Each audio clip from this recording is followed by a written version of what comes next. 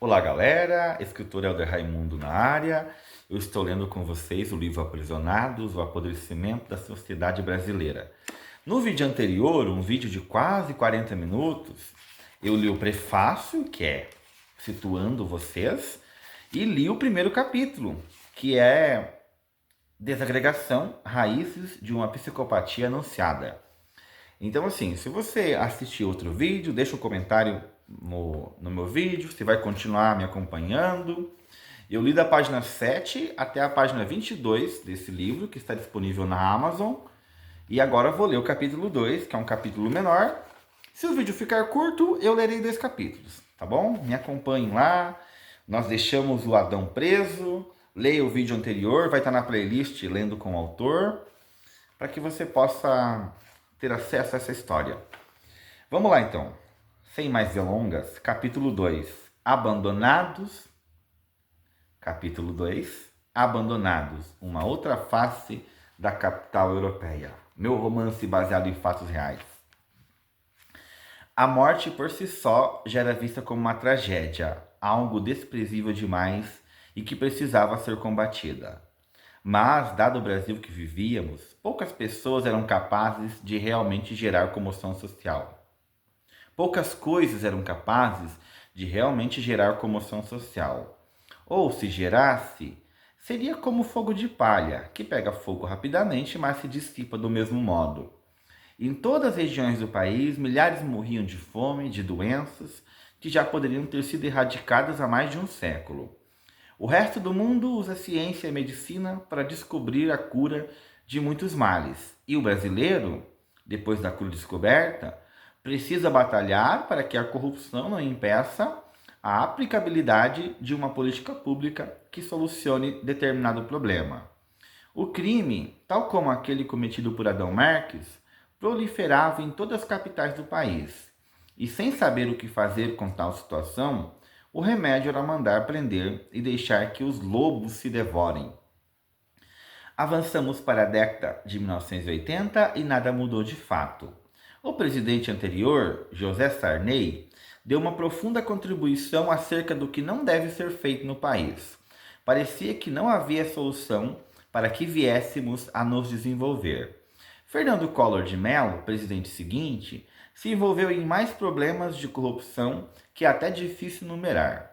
E as crianças da última década do século XX não tinham exemplos políticos em quem mirar. Teriam de formar o caráter por conta própria e depender exclusivamente da família para a educação.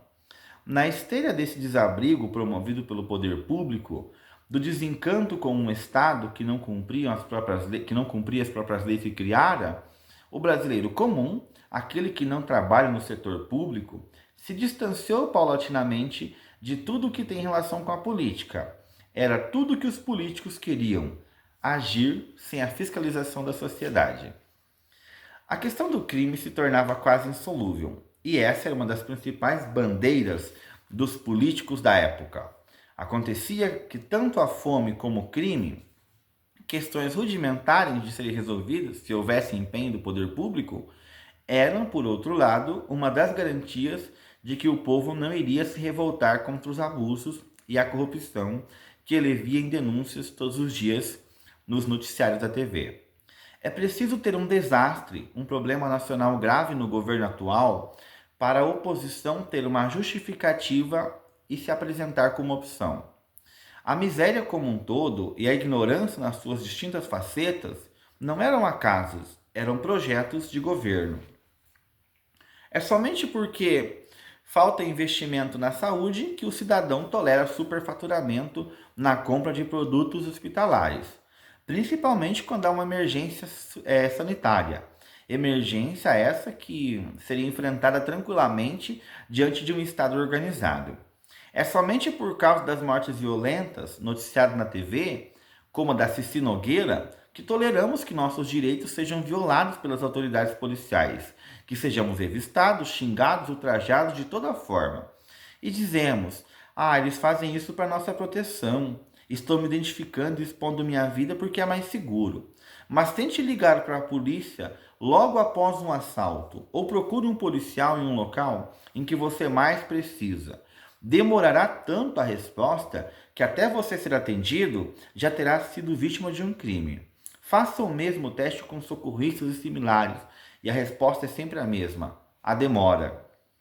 Na esteira da opção de muitos pela criminalidade, Rafael Chachuk fazia seus corres, seus assaltos, em várias agências de bancos em Curitiba, região metropolitana e litoral paranaense. Ele tinha a opção de estudar, poderia ter ganho a vida do mesmo modo do que seus pais. Filho de médicos e residente em Curitiba, desde muito jovem foi dado às farras, às drogas, à diversão irrestrita. O casal Chachuk, por quase não ficar em casa e viver em plantões e seminários, deixando Rafael a maior parte do tempo com a babá Constância, mimava muito o garoto e deu no que deu. Rafael conseguiu, com o crime, abrir uma loja de automóveis em Paranaguá e uma lanchonete em Curitiba, e nem por isso deixou de fazer seus assaltos. Gente, um paralelo aqui, tanto o Adão como o Rafael, eu estou narrando fatos de crimes reais que eu tive acesso na prisão, tá bom? Isso aqui não é ficção. Não era questão da necessidade financeira, e sim o prazer pela adrenalina da vida que levava. Um dia, ao entrar em uma agência de bancos, fingindo se passar por cliente, mas com o intuito de observar a disposição do local para planejar outro assalto, foi abordado e agredido por um segurança de banco, ficando com ódio da situação e prometendo vingança. Rafael vigiava a ausência dia e noite, e ele tinha tempo para isso. Desculpa, Rafael vigiava a agência dia e noite, e ele tinha tempo para isso. Quem vive noi para o crime não tem compromissos sociais e obrigações humanas comuns. Eles podem dedicar meses, se a vítima valer a pena, nos vigiando e esperando o momento correto de agir, quando baixamos a guarda, pois ninguém fica de guarda o tempo todo. Sobre como os bandidos ficam à espreita, não é verdade? Você tem que bater ponto, você estuda, você faz faculdade, você leva o filho na igreja. Se a pessoa realmente achar que você é alguém interessante para ela, que é uma vítima potencial, ela vai ficar observando tua casa, teu carro, por um mês, se necessário for. Bem no Parque Barigui, surgiu a oportunidade de Rafael se vingar da surra que levaram no banco. Retirou seu fuzil do carro e atirou em direção ao segurança que fazia uma corrida matinal. A bala pegou de raspão no braço do homem, atravessou e acertou em cheio na cabeça de uma menina que fazia um piquenique no local. A menina morreu quase que imediatamente. O segurança foi socorrido e o Rafael encaminhado para a casa de custódia. Rafael não era assassino de criança, mas estava disposto a executar sua vingança, ainda que o preço fosse alto a pagar. A menina morta tinha 8 anos, se chamava Ana Alice. Ana, como fazia todo fim de semana, saía com a mãe para passear ao ar livre e fazer um piquenique. Ocasionalmente encontrava uma amiga e ficava brincando sobre uma toalha estendida no chão. Ela nem percebeu o que a atingiu, nem deu tempo de sentir dor. De repente, um calor intenso penetrou na cabeça da menina, junto com um zumbido forte, e ela virou do lado e caiu morta. A mãe correu socorrer a filha e viu o sinal do tiro na cabeça da menina. Apalpou o buraco da entrada e notou que a parte da saída da bala fez um rombo do tamanho de uma mão de uma pessoa adulta. Mal deu tempo de ver a destruição e a genitora tombou inconsciente pela morte da filha. Populares tentaram fazer justiça com as próprias mãos, mas a autoridade policial chegou para intervir e retirar o assassino daquele local. O clima da prisão que recebeu Rafael e tantos outros, já nos anos iniciais do século XXI, em nada tinha a ver com a prisão em que Adão Marques fora preso anos antes. Mas, para entender essa transformação, precisamos regressar um pouco, novamente para a década de 1980, novamente para a década de 1990, e acompanhar os desdobramentos que transformaram o sistema prisional brasileiro e as discussões sobre a pena, culpa, crime e correlatos. A discussão acerca do crime não começava na prisão e a ditadura fez com que houvesse um afrouxamento nas leis que surgiram durante a Nova República.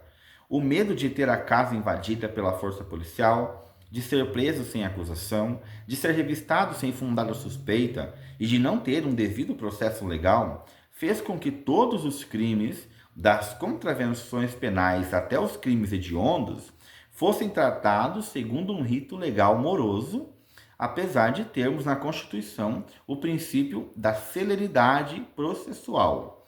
Às vezes, uma ação durava mais de 10 anos e a vítima morria antes de ser indenizada, ou o criminoso via seu crime ser prescrito antes de ser condenado. Uma pausa aqui, por quê?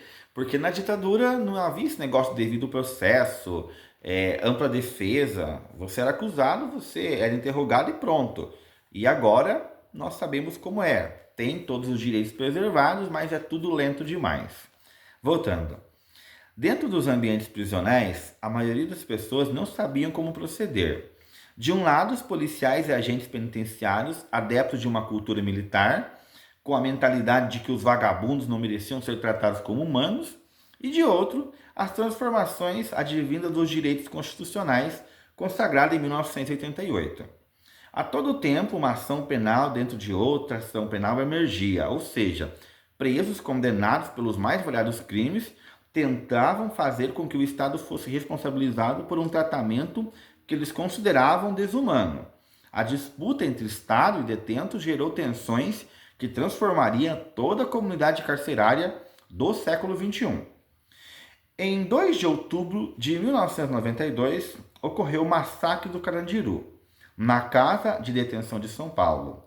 A rebelião se iniciou por causa de uma briga no Pavilhão 9, durante uma partida de futebol, e a Polícia Militar, comandada pelo coronel Ubiratã Guimarães, matou cerca de 111 detentos, usando como desculpa a tentativa de apaziguar a ação dos presidiários. O pensamento de Ubiratã e seus comandados era simples e pragmático. Estamos em uma crise financeira e política e esses animais detentos cometeram as maiores arbitrariedades lá fora e estão pensando em fazer o mesmo aqui dentro. Se querem se matar, eu os ajudarei e livrarei o Estado desse lixo. Ubiratã foi julgado posteriormente e mesmo diante de todas as mortes e do contexto em que ocorreram, houve no país posicionamentos divergentes.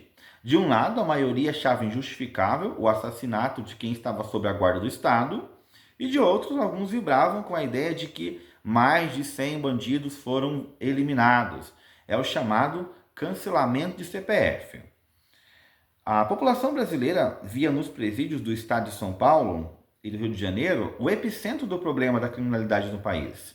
Os detentos continuavam a praticar atos criminosos depois de presos, não eram submetidos a nenhuma orientação ou educação para serem inseridos na sociedade e viviam amontoados em cubículos, como se fossem animais.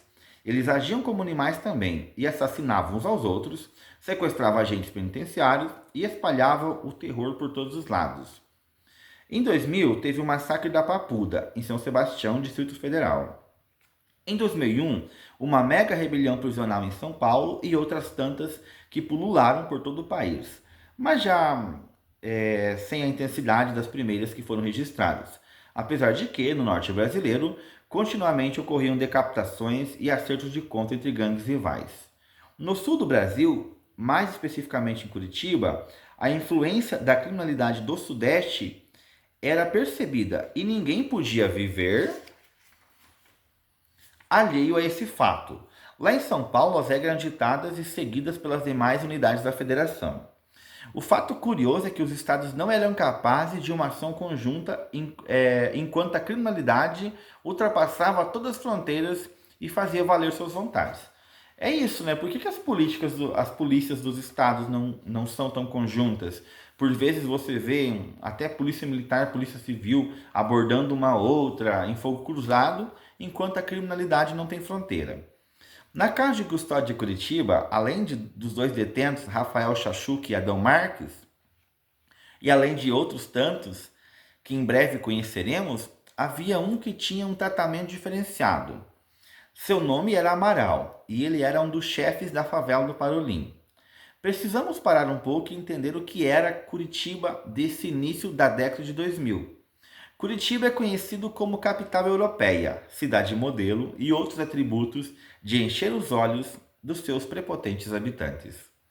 Avançando um pouco além do centro, dos bairros nobres como Rebouças, Cristo Rei, Batel, Água Verde, deixamos de perceber toda essa pompa de graça e de desenvolvimento.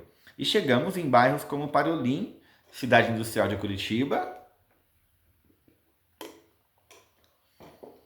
E chegamos em bairros como Parolim, cidade industrial de Curitiba, Tatuquara, Caximba, entre outros que, nas extremidades, acomodavam moradias irregulares e uma imensa massa populacional correspondente a cerca de 10% de todos os habitantes da cidade e que viviam aquém das condições aceitáveis para se viver. Amaral, jovem negro de periferia, versado em artes marciais, o Amaral também é um personagem real. Mudei um pouco a história dele, né? Ele não era do Parolim, mas foi um aluno meu na casa de custódia, com outro nome também, todos os nomes aqui são diferentes, pelo amor de Deus. Tá, vamos lá. Amaral, jovem negro de periferia, versado em artes marciais, em capoeira e órfão de pai e mãe. A mãe morrera no parto e o pai era um desconhecido, como tantos pais de filhos de favela. Desde muito cedo se fez partícipe da luta por seus companheiros de vila, comprando brigas para evitar injustiça. Inicialmente, aos poucos, nutrindo uma rivalidade contra quem não era do Parolim. Quando se é oprimido em demasia e o simples deslocamento em um ônibus é arriscar a própria vida, o jovem de periferia é impelido a formar grupos, normalmente em função do bairro em que mora, e com o intuito de combater grupos rivais, inclusive se armando para isso, para tal fim. O poder público não chegava no Parolim, nem médicos, nem urbanização de vias, nem desentupimento de esgoto, isso nos locais que havia saneamento ou qualquer ação que melhorasse a vida dos moradores. As moradias irregulares não geravam receita para o município e o município não prestava assistência a esses locais, exceto em casos de enchentes ou deslizamento de terra, em que aparecia um prefeito, um vereador, fotografando a distribuição de cestas básicas, de lonas, de cobertores. Era uma assistência social que ajudava aquele que doa, fornecendo status e votos. A polícia não atendia o morador do Parolim, e os donos de mercado que eram assaltados ficavam a ver navios quando ia até o departamento de polícia, o DP, para fazer uma queixa-crime. O caso típico era do mané da mercearia, que se recusava a entrar no crime, como fizera Amaral, e que queria, por outro lado, construir sua vida no bairro em que nasceu, sem precisar ir longe para fazer compra, mas sempre era roubado por bandidos da região. Mané era um comerciante paizão de todas, pois tinha uma Kombi em que buscava seus produtos, levantava-se antes das 4 da manhã para ir ao Ceasa. O Ceasa é o local onde é possível comprar frutas e legumes direto do produtor. E ia em busca de todos os produtos para suprir o seu comércio, já que alguns mascates viajantes evitavam o bairro, ainda bem que evitavam, temendo perder toda a mercadoria. Mané vendia a prazo, levava doente aos hospitais mais distantes e ocupava o espaço deixado pelo poder público. Certa feita, após sofrer mais um assalto, ele vai ao DP. No departamento de polícia, Mané, ô doutor, eu venho aqui para fazer um boletim de ocorrência porque meu mercado foi roubado ontem. Delegado, o senhor consegue descrever quem eram os ladrões, que tipo de armas usaram ou qualquer característica que nos ajude a identificá-los?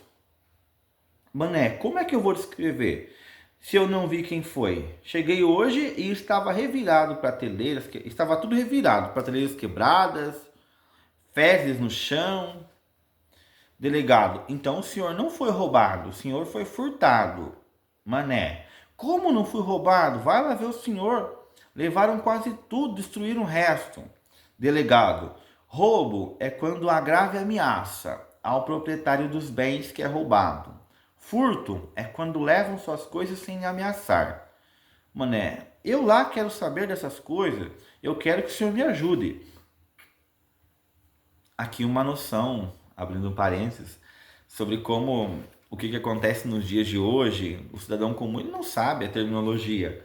Então, às vezes, o profissional que está atendendo tem que ajudá-lo. Olha, eu fui roubado, eu fui assaltado, eu fui furtado. Para ele é tudo a mesma coisa. E é o caso do Mané. Delegado, onde fica o seu estabelecimento? Mané, na rua João Parolim, no bairro Parolim. Eu pago o imposto certinho. Delegado, vou registrar aqui e fazer a investigação. Mas se eu fosse o senhor, eu sairia de lá. Tente abrir um negócio em outro canto, lá só tem bandido. Aí o mané responde: doutor, nenhuma rede de supermercado vai no nosso bairro e as famílias não possuem carros e nem conseguem fazer uma compra grande o suficiente para pedir que o estabelecimento fora do bairro faça a entrega. E outra, que supermercado teria coragem de adentrar na favela para entregar o produto? O povo do bairro terá que morrer de fome. Delegado, seu povo não respeita nem seu comércio. São eles que causam isso a eles mesmos. Mandaria uma viatura no seu mercado em breve. Ô Santana, falou para um policial encostado em uma cadeira. Depois quero que vá ao Parolim verificar uma denúncia de furto. Seu mané sai e o delegado dá ordem ao Santana que ignore a ordem anterior. Delegado para o Santana. São tudo bandidos, nem vale a pena investigar. O curioso é que,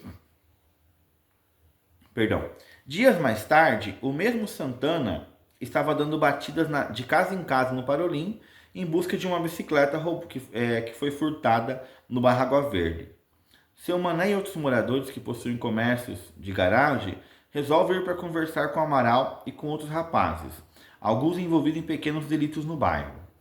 Mané, ô Amaral, veja como a polícia esculacha todo mundo aqui e nem ligam para nós. Ninguém vem fazer bem em nosso bairro, apenas para roubar ou agredir. Precisamos nos organizar como comunidade e cuidar de nós mesmos. Desde aquele dia foi fundada uma associação de moradores no Parolim, e Amaral já tinha renome suficiente para ser juiz e executor dessa associação, que se resumia por poucos princípios. Estupro não seria tolerado e a pena era morte.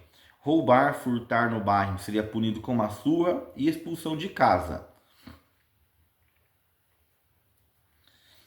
Com a morte e tortura em caso de reincidência.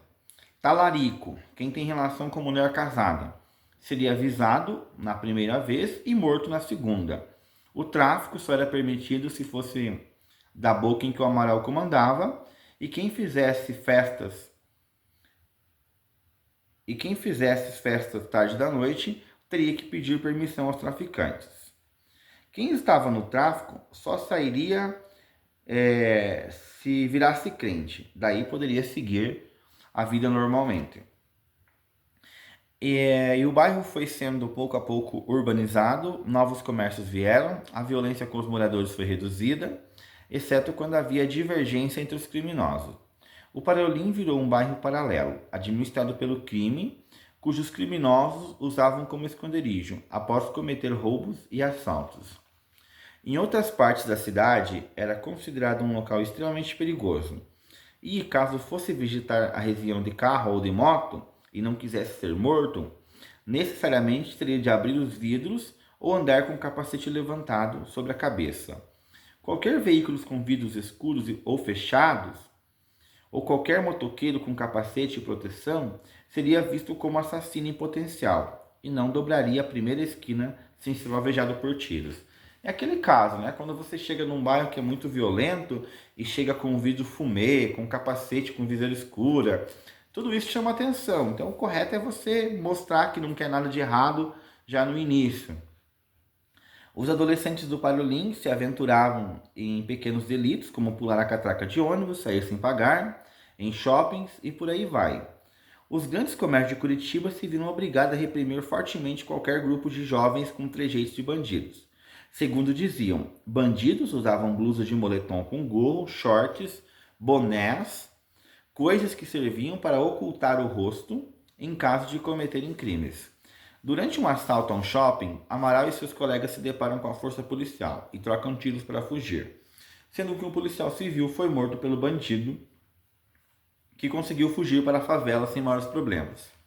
O policial morto era proveniente de uma família de policiais, tendo uma irmã que era policial federal, pai policial, irmão policial, ou seja, todos seguiram carreira semelhante e vários batalhões estavam dispostos a se vingar do assassino de polícia. Daí a ideia de fazer incursões diárias no Parolim e jogar na mídia a foto do Amaral. Ou ele aparecia ou as batidas continuariam. Jovem da periferia, alguns que nunca tinham se envolvido com o crime, mas que pela situação financeira vivia na comunidade do Parolim, eram encontrados mortos a tiros, com balas provenientes de armas com numeração raspada, e havia um clima de caças bruxas, em que todos os lados sabiam o que estava ocorrendo. Parte da polícia montaram um esquadrão de extermínio, atirando antes e perguntando depois, forjando flagrantes e tiroteios, quando, na verdade, era pura e simples execução para vingar-se de um policial que fora assassinado.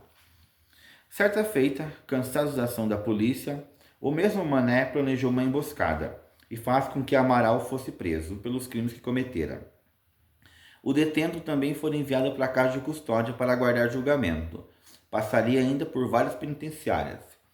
Mané, mais uma vez, procurou a polícia e infiltrou uns policiais disfarçados em seu estabelecimento, alegando terem parentes seus que vieram do interior. Quando Amaral, como sempre fazia, vai até o mercado buscar carvão, carne e bebidas, é surpreendido pelos policiais e é levado detido. Ah, se o rio Barigui falasse! Certamente ele contaria dos afogamentos, das torturas feitas naquele local, mas Amaral teve sorte e só foi torturado, pois seu caso era conhecido demais para que ele fosse executado após ser preso. O que não significa que não arranjaria métodos fora da lei para puni-lo. Os demais criminosos ou moradores azarados permaneciam sendo abordados de modo ríspido e sendo tratados com brutalidades. Cesare Beccaria escreveu muito sobre o que é o criminoso, e o fato é que quando alguém veste uma farda, ele coloca um alvo na própria cabeça. E entre agir pelo politicamente correto e arriscar a própria vida, por vezes atirarão primeiro e perguntarão depois. O morador da favela, se quiser permanecer vivo, tem que estudar muito sobre como agir em cada abordagem, não fazer movimentos bruscos, abrir bem as pernas para não levar chutes no tornozelo e tomar todo o cuidado do mundo para não servir de alvo a um policial adrenalizado e pronto para matar. Mané viu sua filha e sua mulher sendo estupradas por criminosos e depois mortas por ter denunciado Amaral. Os bandidos o deixaram vivo, não antes de castrá-lo, totalmente, inclusive o falo. As mulheres foram violentadas sexualmente e queimadas na própria casa, com auxílio de cobertas e colchões, que serviam de combustível. Mané foi socorrido, enviado para um hospital e ninguém soube o que foi feito dele. Mas seu mercado permaneceu um bom tempo fechado e com resquícios de incêndio daquela noite. Só seria aberto anos mais tarde, quando a prefeitura, por meio de sua Secretaria de Habitação, iniciara o processo de regularização de alguns lotes e remoção dos moradores de outros. O Parolim estava se transformando rapidamente, já que a Curitiba se espraiava por sobre as cidades da região metropolitana. Mas ainda assim, cada prefeito fazia questão de manter a sua limpeza étnica e só mostrava o centro da cidade aos visitantes. Era como se a periferia fosse uma sujeira que deve ser escondida embaixo do tapete para que outros não a vejam. Termina assim o segundo capítulo, mais um vídeo longo, e é isso que eu vos ofereço. No próximo vídeo, lerei o capítulo 3.